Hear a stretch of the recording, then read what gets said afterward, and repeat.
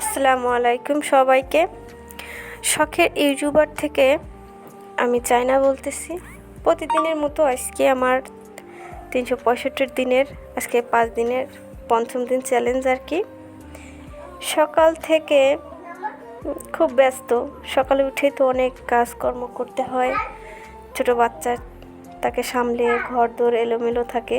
তারপরও সকল কাজ গুছানোর চেষ্টা করি। যেহেতু ছোট বাচ্চা আছে সেহেতু কাজ করতে একটু অসুবিধা হয়। তারপরও চেষ্টা করি ঘর দোর গুছানো, নিজের স্বপ্নটাকে পূরণ করা, তারপরে অনেক কিছুই।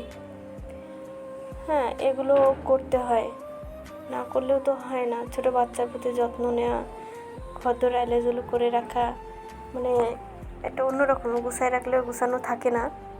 তারপর হচ্ছে সকাল উঠে আজকে একটু অন্যরকম লাগছে পরিবেশটা, মনটা একটু শান্তি লাগতেছিল, আবহাওয়াটাও ভালো।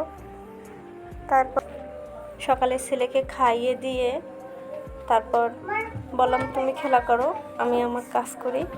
ও আমার সাথে কাজ করার জন্য চেষ্টা করে, সেটা এখন দেখায়নি, অন্য একটা ভিডিওতে আমি দেখাবো। তারপরে কী রান্না করবো, তারপরে গেলাম বাগানে শাক করতে। তো শাকটার ভিডিওটা আমি দেখাইতে পারি নাই, কারণ অনেক এদিকে পানি হয়েছে বিলের দিকে। তো যে রকমের মানে পারছি অল্প করে শাক তুলে নিয়ে আসছি।